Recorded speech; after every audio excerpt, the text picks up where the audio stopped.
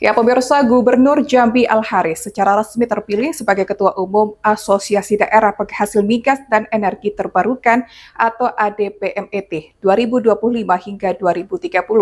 Usai terpilih, Al-Haris menegaskan akan mendorong agar sektor migas dan energi terbarukan dapat memberikan kontribusi nyata terhadap pendapatan daerah.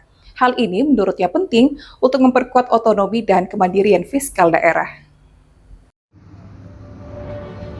Gubernur Jambi Al-Haris resmi terpilih sebagai Ketua Umum Asosiasi Daerah Penghasil Migas dan Energi Terbarukan ADPMET periode 2025 hingga 2030. Dengan menggantikan posisi ketua sebelumnya, yakni Deddy Mulyadi, Gubernur Jawa Barat. Dalam Musyawarah Nasional 5 yang digelar di Hotel Jakarta, Kamis 10 Juli 2025. Terpilihnya Al-Haris menandai kepercayaan besar dari para kepala daerah yang tergabung dalam asosiasi tersebut untuk memimpin perjuangan kolektif daerah penghasil migas dan energi terbarukan di Indonesia. Dalam sambutannya usai terpilih, Gubernur Al-Haris menyampaikan bahwa amanah ini merupakan tanggung jawab besar yang akan ia emban demi kepentingan daerah penghasil migas dan energi terbarukan. Al-Haris juga menyoroti pentingnya tata kelola sumber daya alam yang baik dan berkelanjutan. Ia menekankan perlunya regulasi yang berpihak kepada masyarakat dan mendorong peran aktif pemerintah daerah dalam pengawasan dan pengelolaan. Tantangan ke depan, kata Al-Haris, cukup besar. Salah satunya adalah maraknya kebocoran migas yang kerap dimanfaatkan oleh pihak-pihak tidak bertanggung jawab, serta minimnya pengelolaan lingkungan yang layak di sektor pertambangan. Diberi amanah oleh teman-teman sekalian, khususnya daerah penghasil minyak dan gas juga energi terbarukan, untuk mengomandoi ruang organisasi yaitu yang namanya Asosiasi Daerah Penghasil Migas dan Energi Terbarukan. Nah, tentu tugas saya agar kita perjuangkan bagaimana sektor-sektor migas dan energi terbarukan ini bisa menjadi pendapatan daerah, ya.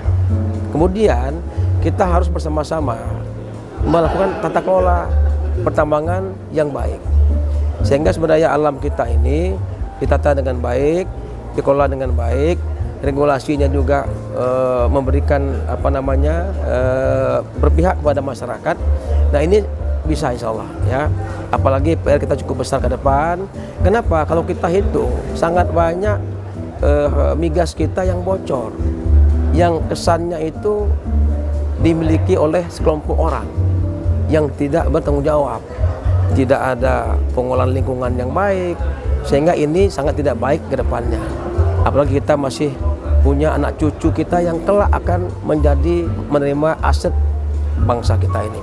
Karena itu kita harus bersama-sama kolaborasi menata kembali bagaimana tambang-tambang ilegal, bagaimana PI bisa kita dapatkan, bagaimana daerah penghasil juga punya porsi yang layak, yang ideal, yang tidak hanya mereka jadi penonton di daerah sendiri, ya.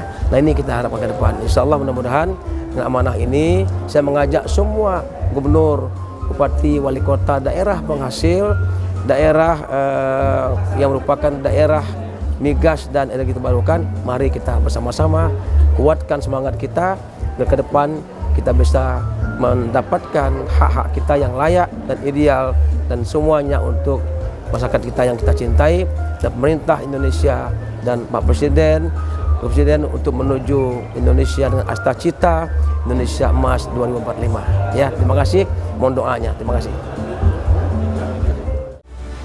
Sebagai langkah strategis, Gubernur Al-Haris mengajak seluruh daerah penghasil untuk berkolaborasi dalam menyusun kembali tata kelola migas dan energi yang lebih adil, termasuk menyoroti pentingnya kepastian bagi daerah dalam memperoleh participating interest dan porsi yang layak dari sumber daya yang mereka miliki.